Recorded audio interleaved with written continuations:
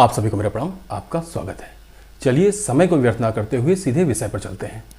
आज हम इस दर्शन के उद्गम एवं संपूर्ण इतिहास से संबंधित प्रमाणों को देखेंगे, किंतु आइए इससे पहले हम इनकी मेटाफिजिक्स को देख लेते हैं।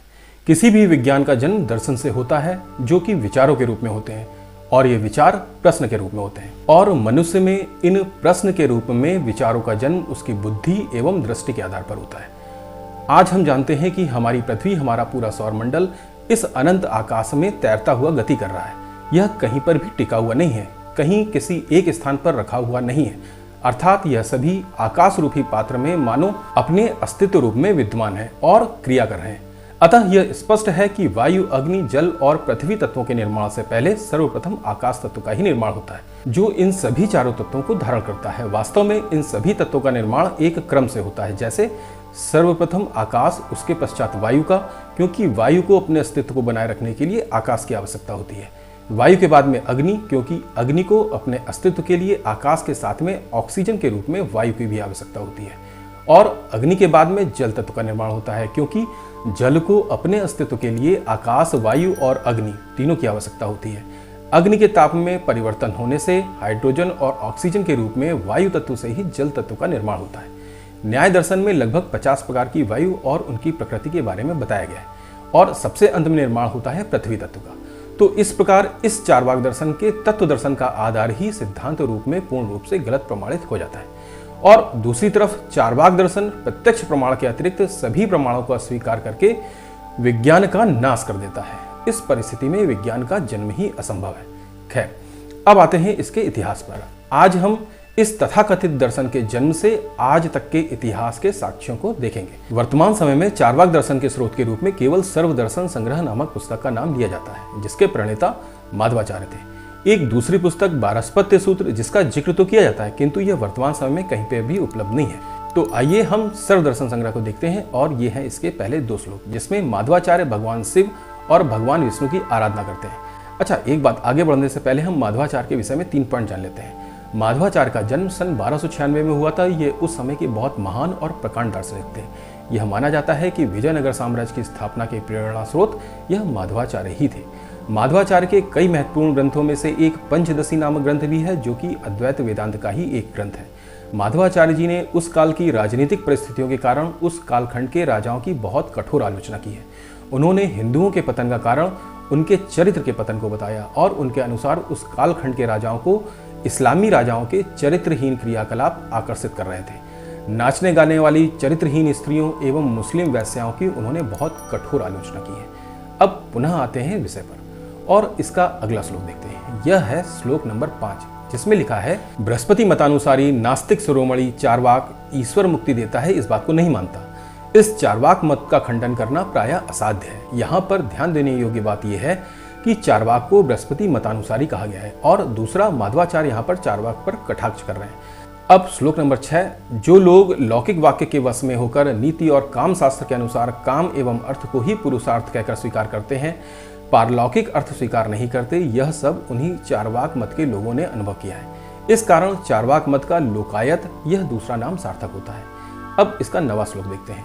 उक्त मतानुसार कामिनी संग जनित सुख ही पुरुषार्थ है, स्त्री संग जनित सुख में दुख है। यदि ऐसा कहकर इसको पुरुषार्थ ना कहें तो इसको नहीं मान सकते। चाहे युवती के संसर्ग में दुख हो, तथापि उस दुख को छोड़कर केवल सुख का ही भोग हो सकता है। जिस प्रकार मछली खाने वाले लोग छिलका और कांटा मिली हुई मछली के छिलके और कांटों का परित्याग कर सार भाग ग्रहण करते हैं, और धान्यार्थी अर्थात किसान तिनके युक्त धान में से छिलके हटाकर धान के रूप में सार भाग ग्रहण करते हैं, उसी प्रकार स्त्री संग में दुख होने पर उस दुख का परित्याग कर सुख भोगा जा सकता है। इसलिए दुख के भय से सुख का परित्याग करना उचित नहीं। जिस देश में मृग होते हैं, क्या वहां ध्यान नहीं बोए जाते? एवं भिक्षुक के भय से क्या चूल्हे पर हांडी नहीं चढ़ाई जाती? यदि कोई भीरू व्यक्ति इस प्रकार का दृष्ट अथवा दिखाई देने वाले सुख को छोड़ दे, तो उसको पशुतुल्य मूर्ख व्यक्ति से भिन्न और क्या कहा जा सकता है? 10वां श्लोक, विषय भोग जनित सुख में दुख भी साथ में होते हैं, इसलिए उस विषय सुख को परित्याग करना चाहिए। ऐसा करना मूर्ख का काम है। कौन ऐसा बुद्धिमान उत्तम प्रकार के सफेद रंग के चावल वाले धान में भूसी और कंकड़ हैं, ऐसा समझकर उस धान को छोड़ने की इच्छा रखता है? अब चलते हैं इसके 20वें श्लोक पर। बृहस्पति ने भी यह सब कहा है कि ना स्वर्ग है, ना मोक्ष, ना आत्मा, और ना कोई पारलौकिक फल ही है, और वर्ण और आश्रम में भेद क्रिया करने से उत्तर काल अर्थात बाद में भविष्य में उस क्रिया का फल हो सो भी संभव नहीं, अर्थात यहाँ कर्म फल के बारे में बात की जा रही है और उसको अस्वीकार किया जा रहा है। आगे श्लोक नंबर 21, अग्निहोत्र आदि यज्ञ एवं ऋग्वेद, यजुर्वेद और सामवेद, यह तीनों वेद, यज्ञोपवीत और शरीर में भस्म लेपन, यह सब केवल बुद्धिहीन और पौरुषहीन धूर्त आदि की जीविका मात्र है। जिन लोगों की बुद्धि अथवा किसी प्रकार की क्षमता नहीं है, वे ही लोग अग्निहोत्र आदि यज्ञ द्वारा लोगों को ठग कर स्वार्थ साधन करते हैं। ब्रह्मा ने मूर्खों के लिए ऐसी जीविका का विधान किया है। अब अगला श्लोक नंबर 22 एवं 23, तुम लोग कहते हो कि जो ज्योतिषोम आदि यज्ञ में जिस पशु का वध किया जाता है वह स्वर्ग में जाता है। यदि वही होगा तो तुम भी कोई यज्ञ करके अपने पिता को बलिदान क्यों नहीं कर देते? ऐसा करने से तो वह अनायास स्वर्ग में जा सकता है। और मृत व्यक्ति के नाम पर श्राद्ध करने से यदि उस मृत व्यक्ति की तृप्ति हो सके तो किसी स्थान में जाने अर्थात यात्रा के लिए मार्ग में भोजन को साथ में ले जाने का प्रयोजन क्या है? क्योंकि घर में ही तुम्हारे खाने के लिए अन्न पाक करके निवेदन करने से तुम्हें वह भोजन मार्ग में अपने आप पहुंच जाएगा या उससे तृप्ति हो जाएगी। श्राद्ध भी यदि परलोकगामी के तृप्तिजनक होता है तो स्वयं के घर में स्थित भोजन तुम्हारी तृप्ति क्यों नहीं करेगा? अब आता है श्लोक नंबर 27, धूर्त ब्राह्मण गणों ने अपने अपने जीवन के उपाय के लिए नाना प्रकार के क्रियाकलापों का विभाग किया है। वे लोग कहते हैं कि किसी व्यक्ति के मरने पर श्राद्ध आदि प्रेत कार्य करना पड़ता है, नहीं करने से मृत व्यक्ति को स्वर्ग में सुख भोगने के लिए कोई उपाय नहीं है। अब यहाँ पर एक बात तो स्पष्ट है कि माधवाचार्य यहाँ पर पूरे ग्रंथ में चार्वाक अर्थात किसी ऐसे व्यक्ति की बात करते हुए प्रतीत हो रहे हैं जो कहीं कभी भूतकाल में अस्तित्व में रहा है, जिसने कहीं भूतकाल में ऐसी बातें की हैं। दूसरी महत्वपूर्ण बात यह है कि वह बृहस्पति के मत का है, इसका स्पष्ट उल्लेख है। संभवतः बारहस्पत्य सूत्र ही इसका मूल ग्रंथ था, किंतु वो आज के समय में लुप्त हो चुका है, उसका मिलना लगभग असंभव है। किंतु जब हमने चार्वाक दर्शन की वास्तविकता के प्रमाण के लिए वर्तमान भारतीय विश्वविद्यालयों में पढ़ाए जाने वाले चार्वाक दर्शन की किताबों से लेकर अन्य सनातन धर्म के शास्त्रों एवं ग्रंथों में खोज की, तब हमने पाया कि इस सर्वदर्शन संग्रह की ही तरह अन्य ग्रंथों जैसे कठोपनिषद, छांदोग्य उपनिषद, महाभारत, यहाँ तक कि बौद्ध पिटकों में, कौटिल्य के अर्थशास्त्र में चार्वाक, लोकायत अथवा बारहस्पत्य के नाम से इसकी चर्चा नकारात्मक रूप से होती है और उपनिषदों में इसकी चर्चा असुरों के रूप में की जाती है। कई जगह चार्वाक का अर्थ चारु वाक अर्थात मीठी वाणी अथवा मीठे वचन बोलने वालों से लगाया गया है। अंत में अप्रामाणिक तथ्य के रूप में वर्णन मिलता है कि ऋग्वेद में सर्वप्रथम इसका वर्णन आया है, जहां पर इंद्र असुरों से पराजित होकर भगवान के पास मदद के लिए जाते हैं। तब भगवान की आज्ञा से देवगुरु बृहस्पति इंद्र की मदद के लिए असुरों के पास जाकर उन्हें धर्म विमुख करने के लिए, शक्तिहीन करने के लिए ऐसे आसक्तिपूर्ण, चरित्रहीन, मर्यादाहीन, आत्ममुग्ध, मात्र भोग विलासी आचरण के प्रति आकर्षित करते हैं और सारी धर्म विरोधी बातें करते हैं। किंतु हमने इसे अप्रामाणिक इसलिए कहा क्योंकि अब ऋग्वेद में इसका वर्णन नहीं मिलता। संभवतः आचार्य कुमारिल और शंकराचार्य के समय इन सभी बातों को सभी ग्रंथों और शास्त्रों से हटा दिया गया था। उस समय इन सभी शास्त्रों में संशोधन किया गया था क्योंकि बौद्ध भिक्षुक उस समय इन्हीं बातों के आधार पर सनातन धर्म पर कुठाराघात कर रहे थे। इसका विवरण हमने अपने मीमांसा दर्शन वाले एपिसोड्स में किया है। आप लोग चाहें तो मीमांसा दर्शन की हमारी पूरी सीरीज को अवश्य देखें। और इन सब के अंत में टॉप 3 पुराणों में से एक विष्णु पुराण में भी सृष्टि के आरंभ अर्थात उसकी उत्पत्ति के समय से लेकर पृथ्वी के इतिहास का विस्तार से वर्णन किया गया है और यहाँ पर ऋग्वेद की ही भांति देवों और असुरों के मध्य संग्राम के बारे में बताया गया है। तो आइए देखते हैं विष्णु पुराण के तृतीय अंश के 17वें अध्याय के श्लोक नंबर 9 और 10। पूर्व काल में किसी समय 100 दिव्य वर्ष तक देवता और असुरों का परस्पर युद्ध हुआ। उसमें हुलाद प्रभृति दैत्यों द्वारा देवगण पराजित हुए।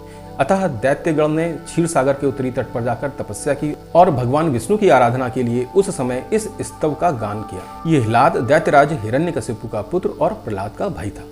अब श्लोक नंबर 36, 39 और 40 में उन्हें अर्थात भगवान विष्णु को देखकर समस्त देवताओं ने प्रणाम करने के अनंतर उनसे कहा, हे नाथ प्रसन्न होवे और हम शरणागतों की दैत्यों से रक्षा कीजिए। हमारे शत्रुगण अपने वर्ण धर्म का पालन करने वाले वेद मार्गावलंबी और तपोनिष्ठ हैं, अतः वे हमसे नहीं मारे जा सकते। अतः हे सर्वात्मन, जिससे हम उन असुरों का वध करने में समर्थ हों, ऐसा कोई उपाय आप हमें बताइए। अब श्लोक नंबर 41 और 42। उनके ऐसा कहने पर भगवान विष्णु ने अपने शरीर से माया मोह को उत्पन्न किया और उसे देवताओं को देकर कहा, यह माया मोह उन संपूर्ण दैत्यगण को मोहित कर देगा, तब वे वेद मार्ग का उल्लंघन करने से तुम लोगों से मारे जा सकेंगे। अभी हमने अपने वेदांत वाली सीरीज में माया का वर्णन किया था। माया अर्थात वह शक्ति जिसके कारण जो चीज जैसी है वह अपने उस वास्तविक स्वरूप से परिवर्तित अर्थात रूपांतरित होकर दिखाई देती है। अतः यहाँ पर इसका यह अर्थ स्पष्ट है कि भगवान विष्णु ने देवगुरु बृहस्पति को गुप्त तरीके से छद्म रूप में असुरों को भ्रष्ट करने के लिए भेजा था। इसी कारण उन्होंने बृहस्पति को माया मोह के रूप में व्यक्त किया है। इसके बाद 18 अध्याय में श्लोक नंबर 1 और 2, तदंतर माया मोह ने जाकर देखा कि असुरगण नर्मदा के तट पर तपस्या में लगे हुए हैं। तब उस मयूर पिछधारी दिगंबर और मुंडित केस माया मोह ने असुरों से अति मधुर वाणी में इस प्रकार कहा। यहाँ हमें चारुवाक अर्थात मीठी वाणी का प्रमाण मिल गया। अब श्लोक नंबर 8 से लेकर श्लोक नंबर 24, इस माया मोह ने मृदु अल्प और मधुर शब्दों में सभी असुरगणों को वेदत्रयी अर्थात धर्म से भ्रष्ट कर दिया। अब श्लोक नंबर 25 से 33, उनमें से कोई वेदों की, कोई देवताओं की, कोई याज्ञिक कर्म कलापों की तथा कोई ब्राह्मणों की निंदा करने लगे। हिंसा से भी धर्म होता है, यह बात किसी प्रकार युक्ति संगत नहीं है। अग्नि में हवि जलाने से फल होगा, यह भी बच्चों की सी बात है। अनेकों यज्ञों के द्वारा देवत्व लाभ करके यदि इंद्र को शमी आदि काष्ठ का ही भोजन करना पड़ता है तो इससे तो पत्ते खाने वाला पशु ही अच्छा है। यदि यज्ञ में बलि किए गए पशु को स्वर्ग की प्राप्ति होती है तो यजमान अपने पिता को ही क्यों नहीं मार डालता। यदि किसी पुरुष के भोजन करने से भी किसी पुरुष की तृप्ति हो सकती है तो विदेश की यात्रा के समय खाद्य पदार्थ ले जाने का परिश्रम करने की क्या आवश्यकता है। पुत्रगण घर पर ही श्राद्ध कर दिया करें। अतः यह समझकर कि यह श्राद्धादि कर्मकांड लोगों की अंधश्रद्धा ही है, इसके प्रति उपेक्षा करनी चाहिए और अपने श्रेय साधन के लिए जो कुछ मैंने कहा है उसमें रुचि करनी चाहिए। हे असुरगण, श्रुति आदि आप्तवाक्य कुछ आकाश से नहीं गिरा करते। हम तुम और अन्य सबको भी युक्ति युक्त वाक्यों को ग्रहण कर लेना चाहिए। इस प्रकार अनेक युक्तियों से माया मोह ने दैत्यों को विचलित कर दिया, जिससे उनमें से किसी की भी वेदत्रयी में रुचि नहीं रही। इस प्रकार दैत्यों के विपरीत मार्ग में प्रवृत्त हो जाने पर देवगण खूब तैयारी करके उनके पास युद्ध के लिए उपस्थित हुए। अब इसके बाद यवन और मलेच्छों के प्रमाण देखते हैं। चतुर्थ अंश 24वां अध्याय श्लोक नंबर 70 से 72, ये संपूर्ण राजा लोग पृथ्वी में एक ही समय में होंगे। ये थोड़ी प्रसन्नता वाले, अत्यंत क्रोधी, सर्वदा अधर्म और मिथ्या भाषण में रुचि रखने वाले, स्त्री बालक और गौओं की हत्या करने वाले, पर धन के हरण में रुचि रखने वाले, अल्प शक्ति, तमह प्रधान, उत्थान के साथ ही पतनशील, अल्पायु, महती कामना वाले, अल्प पुण्य और अत्यंत लोभी होंगे। यह संपूर्ण देशों को परस्पर मिला देंगे तथा उन राजाओं के आश्रय से ही बलवान और उन्हीं के स्वभाव का अनुकरण करने वाले मलेच्छ तथा आर्य विपरीत आचरण करते हुए सारी प्रजा को नष्ट भ्रष्ट कर देंगे। अब छठे अंश के पहले अध्याय का श्लोक नंबर 14, हे द्विज, कल युग में जिसके मुख से जो कुछ निकल जाएगा वही शास्त्र समझा जाएगा। उस समय सभी भूत प्रेत मसान आदि देवता होंगे और सभी के सभी आश्रम होंगे। यह श्लोक अब्राहमिक पंथों के गॉड के बारे में बता रहा है। सारे अब्राहमिक गॉड वास्तव में आर्टिफिशियल गॉड है, जो कि भूत प्रेत के रूप में लोगों को भयभीत करने के लिए क्रिएट किए गए हैं। हमारी क्रिश्चियनिटी वाली सीरीज देखिए, उसमें हमने इसके बारे में बताया हुआ है। विष्णु पुराण में कलयुग में महिलाओं के बारे में भी लिखा हुआ है, जो पूरी तरह से वर्तमान पश्चिमी सभ्यता की स्त्रियों से मैच करता है। खैर, इन सब की बातें हम तब करेंगे जब विष्णु पुराण के बारे में विस्तृत चर्चा करेंगे। हमारे लिए यहाँ पर यह स्पष्ट हो चुका है कि चारवाक सिर्फ माया रूपी बृहस्पति द्वारा मर्यादाहीन धर्म विरुद्ध कहे गए मीठे वाक्य ही हैं। यह कोई दर्शन अथवा सिद्धांत नहीं है, किंतु सर्व दर्शन संग्रह में इसको इस तरह कहा गया है कि जैसे यह बृहस्पति का मत है, यह बृहस्पति के अनुसार है, वहां पर इसे पॉजिटिव रूप में दिखाया गया है। इसीलिए मैंने इसको षड्यंत्र कहा था, क्योंकि वामपंथी और अंग्रेजों ने भारत में सिर्फ यही किया है। यह अधूरा प्रसंग है जो पूरे सत्य को ही ढक लेता है और इस असत्य रूपी धर्म विरोधी विचारों को धर्म के स्थान पर स्थापित करने का प्रयत्न करता है, जबकि वास्तव में यह हमारे लिए धर्म की महत्ता को समझने के लिए अधर्म की वास्तविकता और परिणामों का विवरण है। अब आप लोग सबसे पहले चैनल को सब्सक्राइब कर लीजिए, वीडियो को लाइक कीजिए, शेयर कीजिए और कमेंट भी कीजिए। आज के लिए बस इतना ही। जय हिंद, वंदे मातरम।